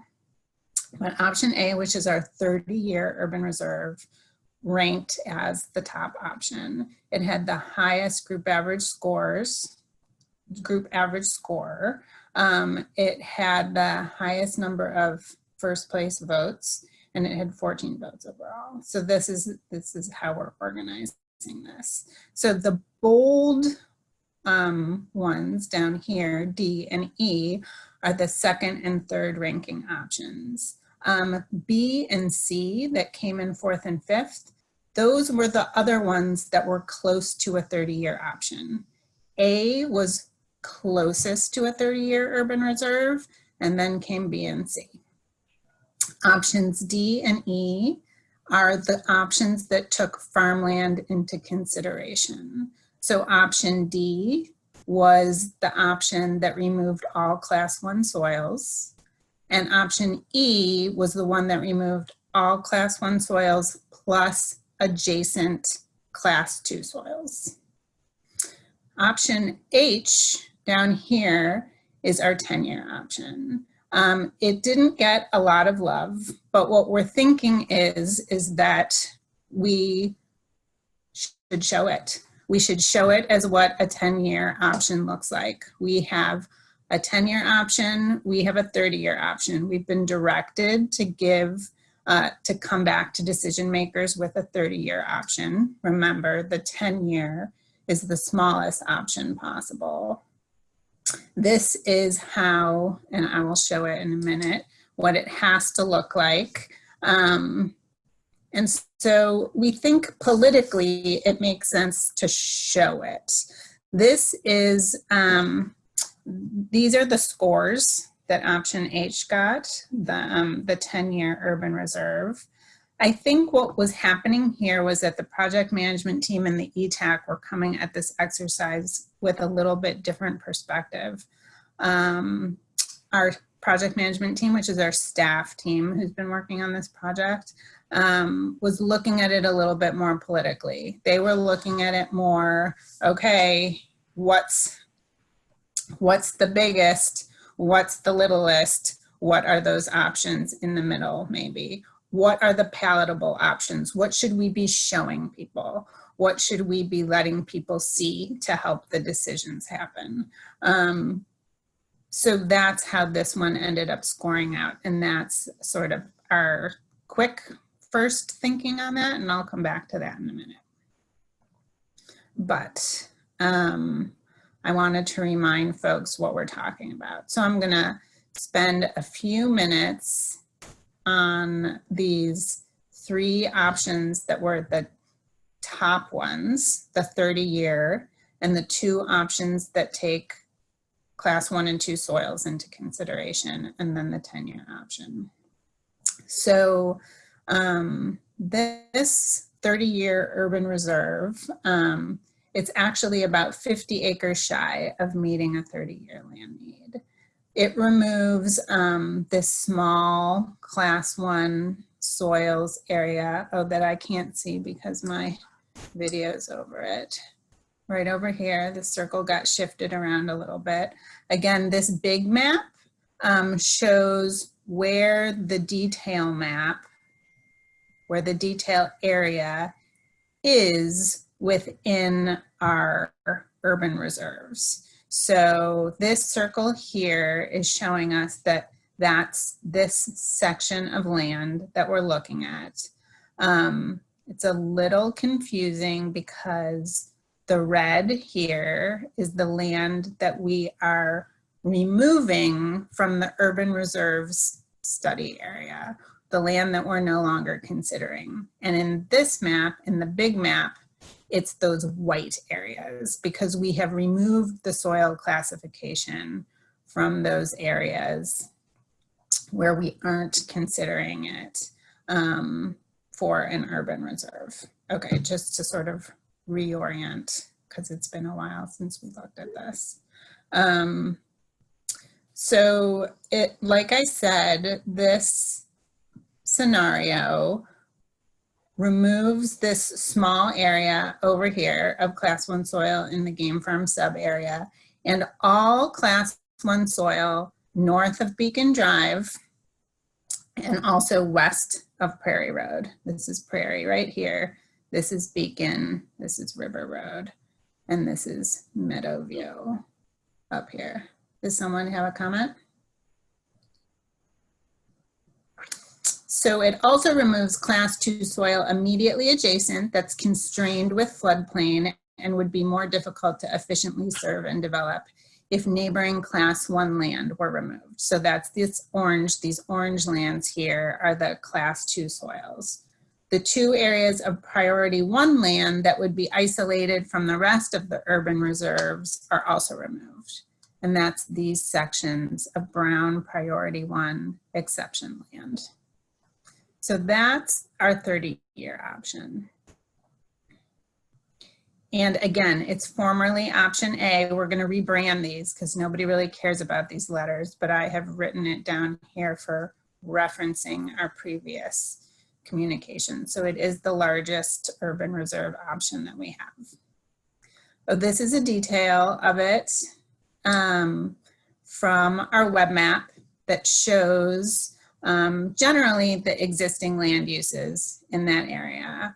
There is an orchard, there is MWMC property, which is farmed and sprayed with effluent, a majority of it, a fair amount of large agricultural parcels. So this is what we had been calling option D. This is the option that's no class 1 soils. All the class 1 soil in the study area are in these 2 sub areas, Aubrey and Highway 99. If it's all removed, the remaining land creates about a 29-year urban reserve. Option D removes all the land with class 1 soil, but keeps in adjacent class 2, these orange properties, keeps those in, as well as the adjacent priority 1 exception areas. This MWMC property, Metro Wastewater Management Commission land, that's not needed to serve any adjacent properties, meaning we don't need to go through it to bring services north of there, is also removed. You can see that I've also included the amount of developable acres, in this option, as well as how much land has been removed from the study area, showing what the actual land need is for 29 years and the average residential capacity. Folks also asked about talking about the actual residential units for each of these, which I have. This option is about 29,000 possible residential units if all of the land within the urban reserves was used for residential purposes, which we know it wouldn't be, but just for comparison purposes. Of the 30-year, it's about 30,300 residential uses. This one's about 29,000. Here's a detail of that area of the 2 class 1 sections that would be removed from consideration for urban reserves.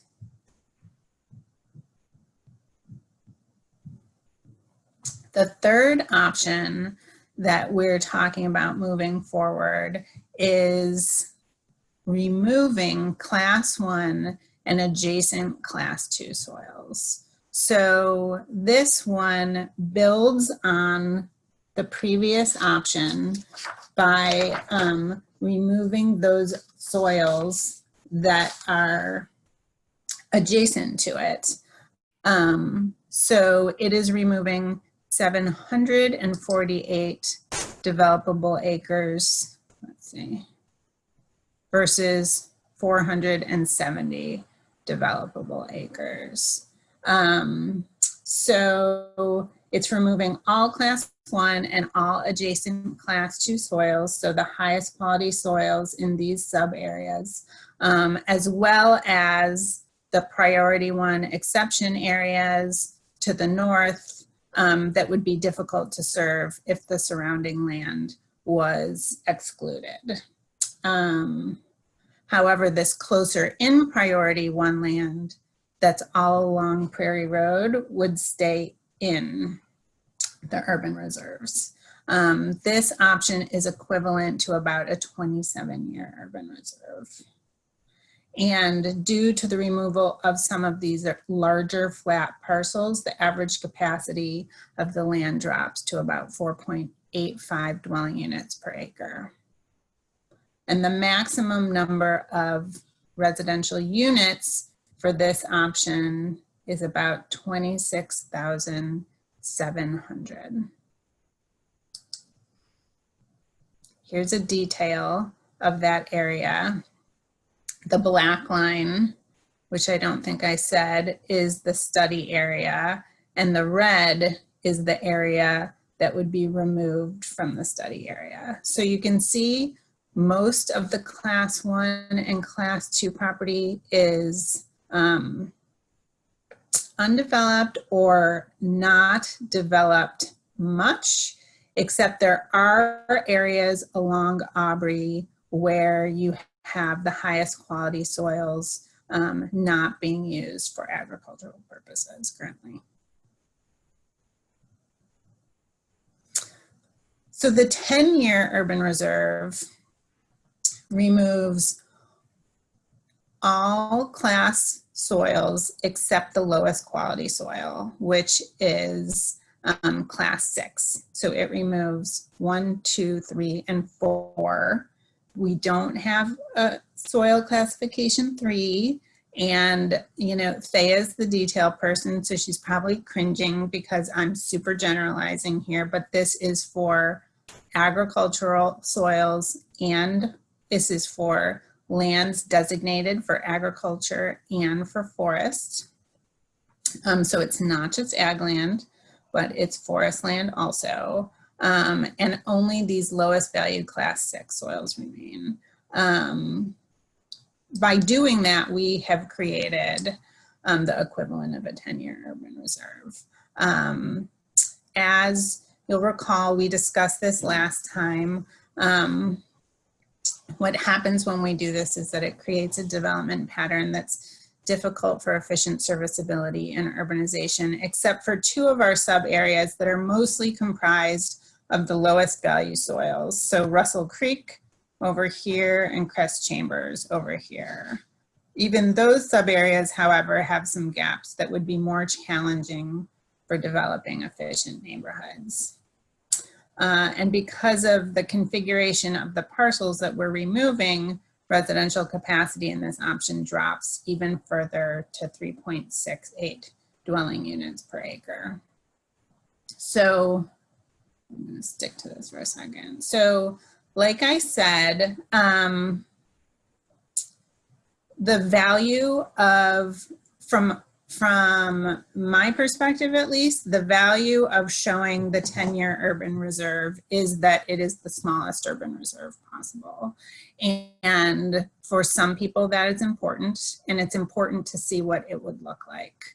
I think with the combined information showing a 30-year urban reserve, I'm gonna get us all a little dizzy. Sorry, showing a 30-year urban reserve, what that looks like, and that is the largest option available to us, plus talking about the 2 options that aren't acreage-wise in between, but they do take our highest class soils into consideration. The option that removes all class 1 soils, formerly option D, and the option that removes class 1 and adjacent class 2 soils. It's removing land that's in a compact area relative to the entire urban reserve, and it's preserving those highest class soils. So that's what we're proposing moving forward to discuss with the public. It's either 3 or 4 options depending on how you want to look at it. I'm going to open it up in 1 second. We only have 10 minutes. Here is our very quick timeline. I will send this to you since we don't really have time to talk about it. What we're doing right now is getting ready for our public engagement and our public review of these options. Here we are at the EETAC meeting. Here is a list of some of our virtual engagement opportunities that we're planning. We're planning on going to planning commissions in July and August, and to City Council and Board of Commissioners in September and October. Hopefully getting direction on a preferred urban reserve and moving forward with preparing adoption materials for bringing a preferred option for adoption back to decision makers in late spring. So that's where we are. I really apologize that we have 10 minutes, but I would like to hear from folks. Not sure if I should keep this up or if I should unshare. And I have the queue order right now as John, Rick, Alexis, and Sue. Thank you. A couple of questions and then a comment. I guess for me, when I'm looking at this, the question I had on the 10-year option was, could we give a 10-year option without using soil classifications as our main? So you're shaking your head no. Okay, so that answers that question. Then that's where we are in the analysis, that's really our only alternative. And is that because of state statute? That is because of state statute, because we've already done the suitability analysis. So we've already looked at those other factors, and the last factor that you consider is soils. Okay. Priority lands and then soils. Yeah. Okay.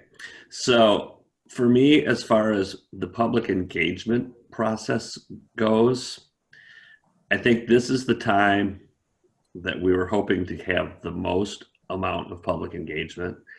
And by doing it virtually, it gives me pause. And I don't know if the timeline that has been set by council can be amended to make it longer so that perhaps things will open up more. I don't know, but I just have pause with making this type of decisions over Zoom meetings and virtual, that type of thing. There's a lot of people that aren't going to be able to be reached for their input. So that's one of the questions that I have. The second thing is, and this goes back to kind of what you were saying as the program staff looking at the political side of it. If you put this forward and say, you can save all the class 1 and class 2 soils in front of a political body, they're going to pick that. That's just my feeling, no matter what the data shows. So that's just my 2 cents, and I'll like to listen to what other people have to say.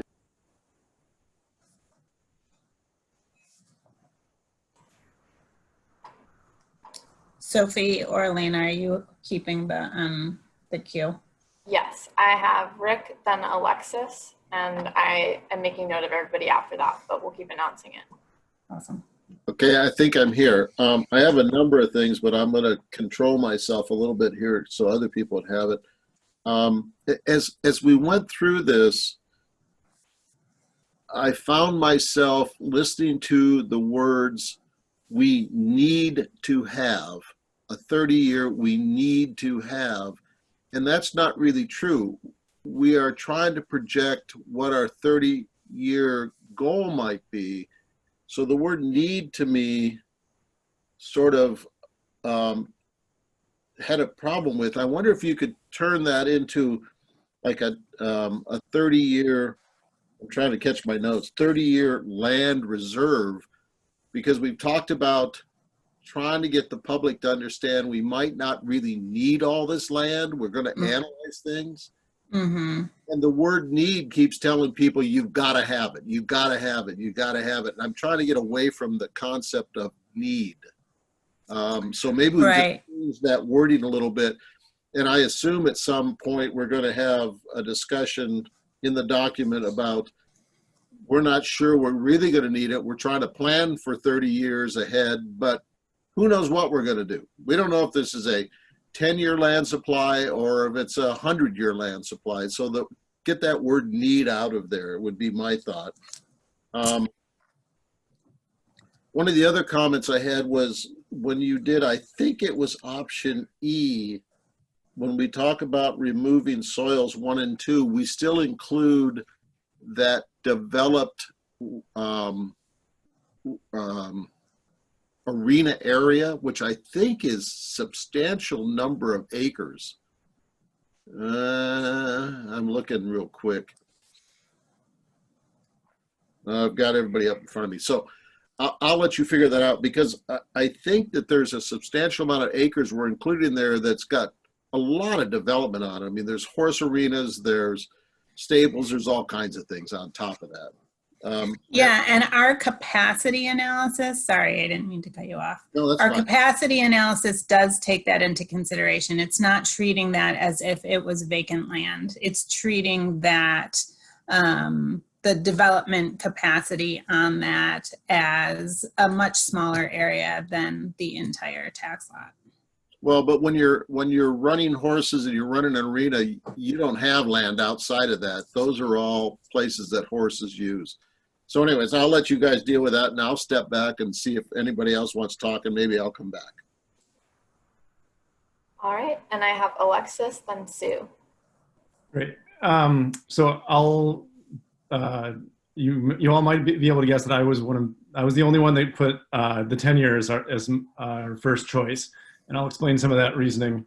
For the first thing I'd like to point out is that our land demand assumptions and our land capacity analysis was based on assumptions based on historical patterns that were before we adopted House Bill 2001 in the last legislative session last July. And I think that dramatically impacts how we will see density evolve in future neighborhoods. And that gives me some pause for concern around, are we really is this 30 years really going to be a 30-year? I mean, it could be far more than 30 years worth of land here if we're developing at greater densities. The other reason that this all that I chose a 10-year as my first choice is because I need to contextualize a little bit about what the urban reserve process does in terms of future urban growth boundary expansions. And I'd like to emphasize that going outside of an urban reserve is possible in future urban growth boundary expansions. And the urban reserve reprioritizes land to be incorporated into future urban growth boundary expansions as the first land that goes in, along with the same tier of land as exception areas. And if we're lumping in 6,000 acres, most of which is not exception areas, I think, I don't know the numbers off the top of my head, but it's at least like 3,000 or 4,000 acres.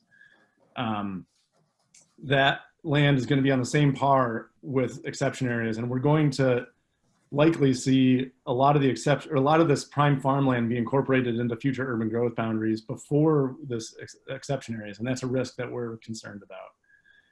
So it's not to say that we shouldn't ever expand beyond the exception areas, but I think it's really important that we put as much emphasis on expanding there first, and then to the extent that we need to go beyond them, we'll go into other areas. But mainly my concern revolves around there's, I think, more capacity given the policy, how the policy context has changed, and I'll leave my comments there for now. Thank you. And I have Sue and then Mark. So I've made this comment before, but I'll make it up again that I think 10 years is way too short. Terry reminded me the other day that she and I have been working together on various topics that have led up to this committee for 14 years. And that 14 years has gone really, really fast. And when I look at how much has been accomplished in that 14 years, and I see how hard it is to actually implement decisions and get policies going, I just think 10 years is unrealistic. I realize that the times are changed now in many ways because of the pandemic, and we don't know what that impact will be, and because of House Bill 2001. But this doesn't mean that we're going to develop all of this land. It just means that if we do need the land, we have allocated it. And I personally think that thinking anything less than 30 years is really short-sighted and sets the city up for more work than should be done on these projects. I just see having to repeat it over and over and over again. So I'm very supportive of a 30-year window. I'm not supportive of a 10-year window. I understand the staff's position and decision that they feel the need to present that, and I think that's fine. But I also think that our opinions should be expressed and should be noted so that they know what the makeup of the committee has come up with. Thank you, Sue. I have Mark and then Councillor Ye. Yes, my comment was one that I sent in the form of a PDF file to Rebecca and Sophie, and it's somewhat technical, but the main point is this, and that is, since all of the choices that we were considering, A through H, are in a gradational sequence, with A being the maximum acceptance and use of class 1 and 2 and high quality farm soils, and H the least, it means that depending on how one chooses to break out options, you can get a different choice, different collective opinion expression. So what I did was I recalculated the averages that Rebecca presented as if there were two options, option A and option D.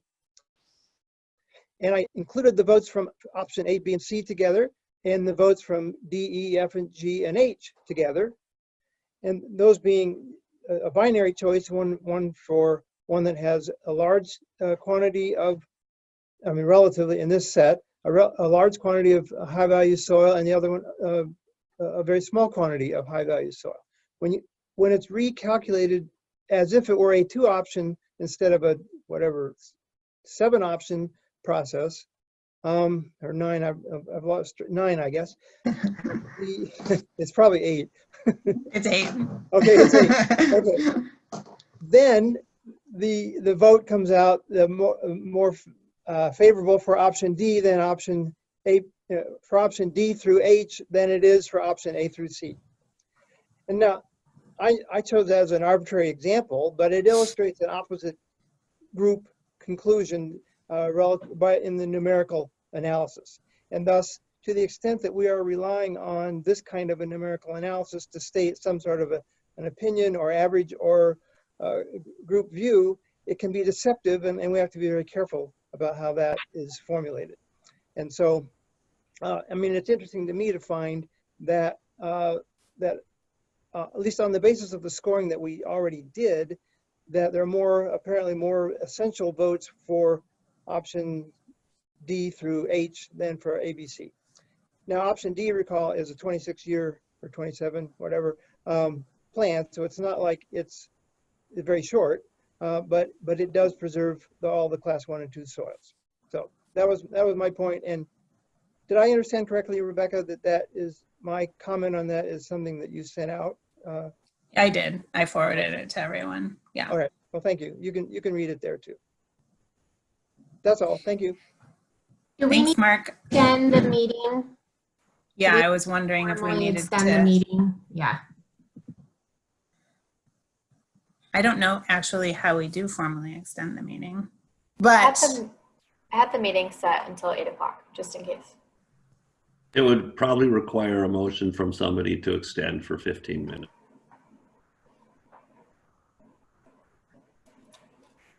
I move to extend for 15 minutes. I second. Okay, all in favor? Tiffany, that was a nice look. Reluctantly. Yeah, sorry about that. Okay, let's try and wrap it up in 15 minutes. Outnumbered, so. All right, continuing on with the comments, I have Counselor Ye and then Ed. Thank you. I think Mark made some good points. The voting is a little confusing, so I don't know that I don't think there's any plans to have this be out in the public, but if there were, I think that's something we might want to reconsider, just because it kind of needs someone to explain it to you to really understand. Obviously, I have my preferences, but if you're going to go out to the public and ask them for their opinion, I think you need to have clear choices. And so I think the way staff has done this in a 3 or a 4 choice manner, they are clearly different. H is clearly different, from D, and D is clearly different from A. So it gives someone an actual choice to be able to make comments on. I think doing them all would be ridiculous and would not give us really interesting information about what people are really thinking. So I think this is good work, and I would be in favor of sending these 4 out to see what people thought about them. Thank you. Thank you. And I have Ed followed by Michelle. Thank you. I agree with Sue that we need to get as close to a 30-year as we can.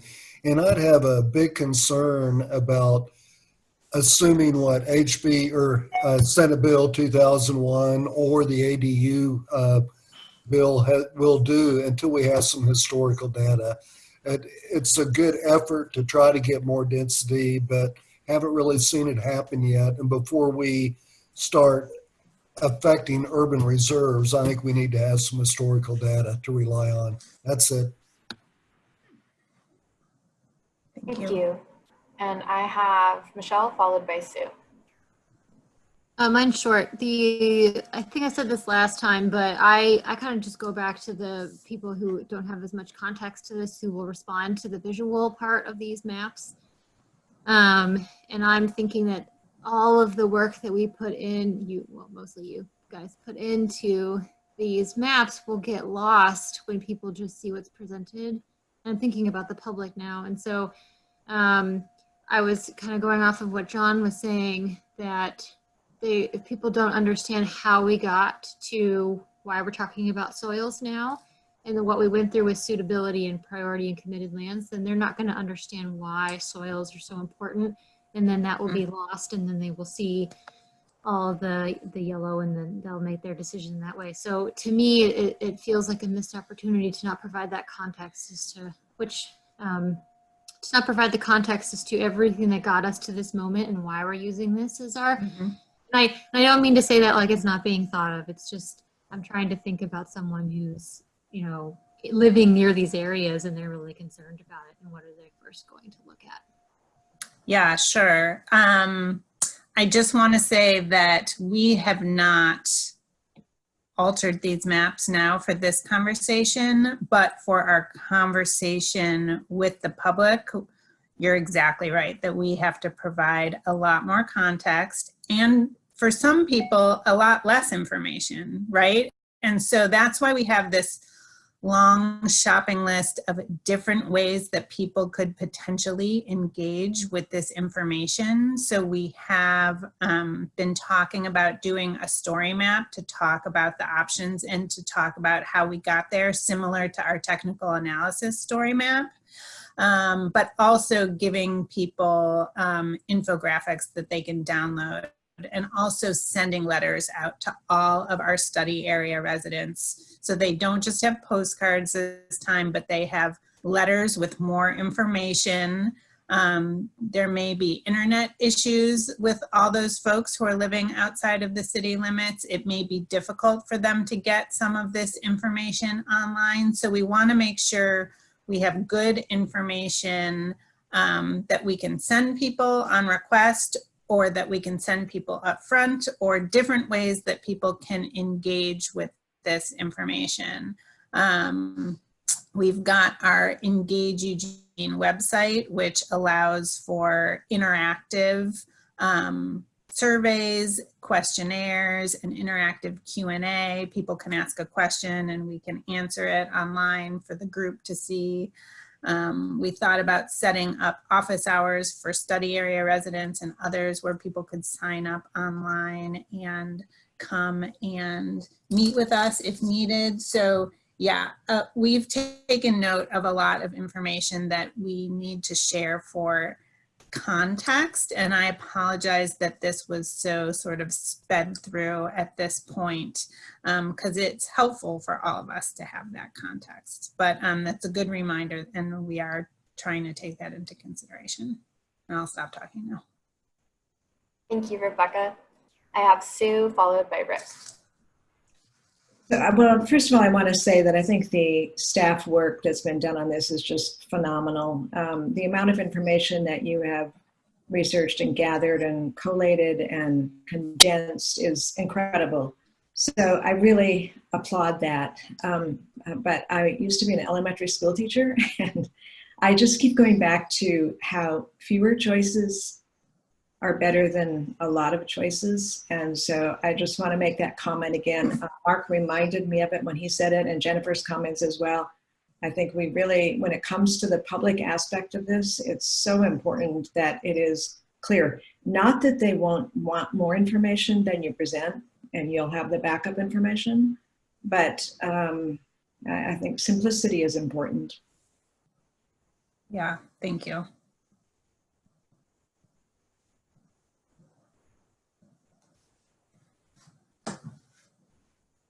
Oh, Sophie, you're muted. Thank you. I have Rick followed by John. I, like Sue, greatly appreciate everything that staff has done. And I appreciate Alex's comment. I'm with Sue on, I think we need a 30-year reserve, remembering that it doesn't mean we ever use it. We may never use any of it. We may use 10% of it, but we don't know. I've been in this process since the 80s when we started this whole thing, and I remember how much the process tends to block our development of our city if we continue to just say we only want a couple of 3 years or 5 years or 10 years or 20 years. So I kind of support a longer term. I'll go on the record that says that my number one is E, because I think we need to remove both 1 and 2 soils. Again, we can worry about it later. I have other comments, but it's getting late. I have a family behind me that's having dinner and I want to join them. So I'm happy to be done with this. You all stay safe out there. Thank you. Thank you, Rick.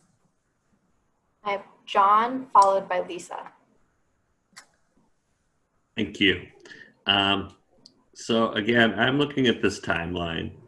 I'm looking at public input, June, July, planning commissions, July, August, direction from elected officials, September, October. Again, I think that's too fast. What about putting something in this that goes along with the phases of the reopening of our community? You know, we're in phase 1 right now. It's people up to 25. You know, if we go into phase 2 or phase 3, it's going to allow for a more, I hate to say this, but person-to-person type of engagement, because this data doesn't, unless you're one of us who sat through this for years, it's very hard to digest and get good input from the general public, unless you can interact, not through, oh, let me click to this web page and look at it for a few minutes. I'm really concerned about the public interaction and getting a good public input on this accelerated timeline. Yeah, thank you. I'll be super brief. We have acknowledged that this is a goal if all works well. But what we plan on doing, definitely, we plan on starting this. And if we're not getting good engagement, if people are not able, interested, willing to engage on this, then we're going to need to regroup. And because we know that we need to get good public involvement. And so if it's not working this way, then it may make sense to focus on other things for a time before we can go back to people and do some one-on-ones or figure it out. This is sort of our best guess at this point. So that's really, thank you for your concern and your input. And yeah. Just to follow up on that, and it's not so much that, you know, I mean, we want to get the good public input, but also what we've seen happen in the past is you go through this whole process, and then when it gets to direction from the elected officials, people do an end run around. And they say, we didn't have chance for public input, and here's our public input, and that's the only input that the council's really getting at the late business. And I've seen them change directions. We saw that with Envision Eugene, and I'm wary of that. Sure, and they could do that anytime. But yeah, that's a good point. Thank you. I have Lisa, and then I had Mark in the queue, but I don't see his hand anymore. Mark, you're still in the queue if you want to be after Lisa.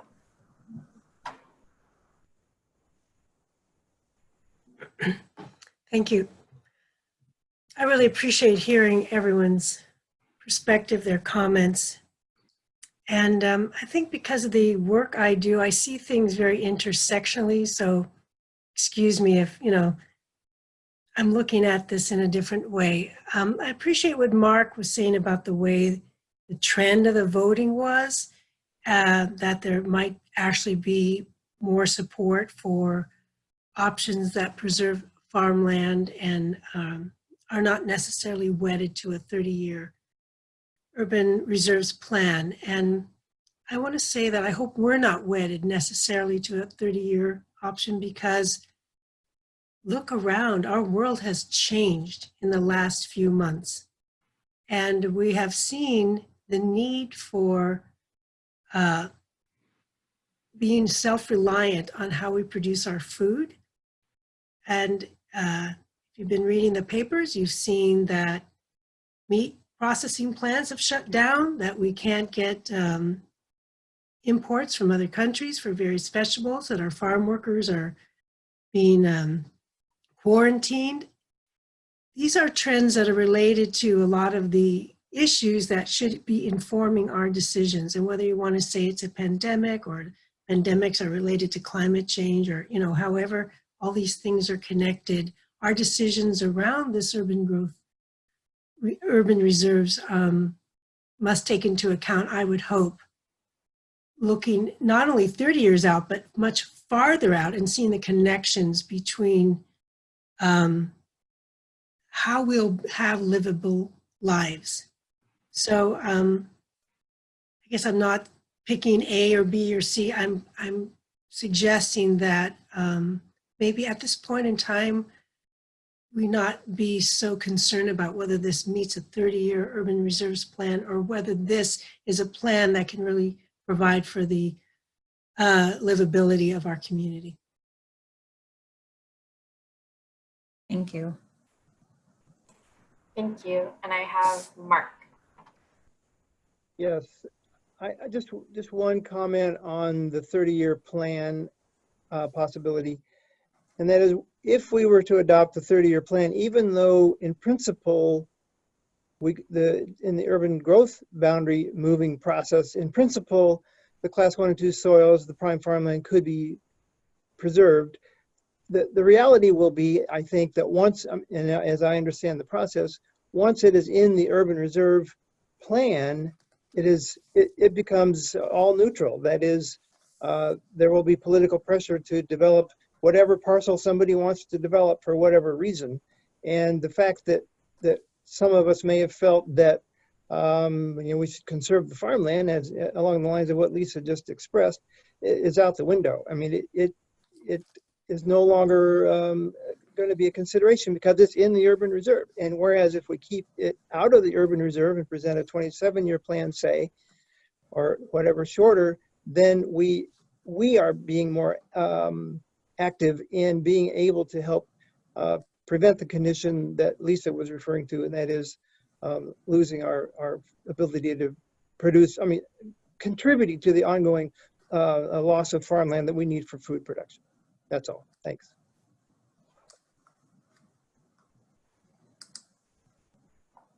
So I think we didn't hear from everybody, but that was good feedback. I think that the key thing for folks to be comfortable with is that with this input, we're proposing moving forward these options as shown, and we have to work on, clearly we have to work on how we're communicating preferences. But what we're talking about is a 30-year option and a no class 1 soils option, and an option showing no class 1 soils and adjacent class 2 as our sort of middle options, and then the 10-year option as the other bookend. And we all have opinions about which of those we prefer, and we can continue talking about how to talk about that. But at this point, we're going to be moving forward with how to present that information in an understandable and palatable, understandable way to the public, so that we can get their input, and so people can feel heard, and so we can start moving towards getting direction on hopefully one of those options, or it may be a variation on there. So that's where I want to leave it with you tonight. And we haven't specifically talked about a next meeting, but we will be able, I believe we're still planning on meeting in June, and we will have a lot more information to share with you on what we are pulling together to share with the public then. So, Rebecca, would it be helpful for you? I mean, you're moving this forward and saying, are you going to say that this was the recommendation of this committee to move these four forward? And if so, do you want us to make a motion to that extent? Again, I don't know if everybody on this committee is at that point or not. Right. And I don't know if that would be clear, help you to be able to say, okay, we got a majority of the committee that felt this was an appropriate avenue going forward or not. I'm not sure what you're looking for. It would be helpful to have a general straw poll show of support that this is the right group of options to take to share with the public. We're not at the point where we need an EETAC recommendation. Okay, so at this point, I can see everybody pretty much. If you are, I'm going to phrase it this way. If you're okay with staff moving forward with the public outreach process with these four options, raise your hand at this point.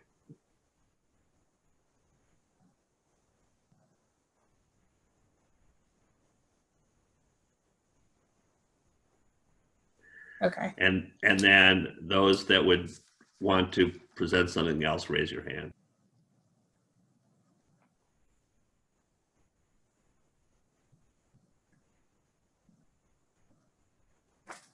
Okay, does that give you a sense of where the committee is, Rebecca? Yes, definitely. And I'm happy to follow up with folks too, individually. Yeah. Okay. I just think it's clearer that way. Then you at least have some feel for where the committee's at, and it doesn't look like it's just being staff driven. Yes, that's really helpful.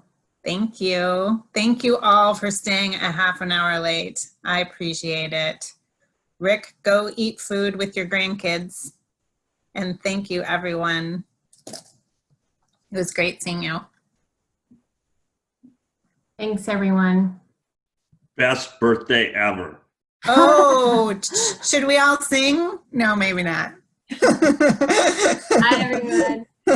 I did Happy that birthday, John.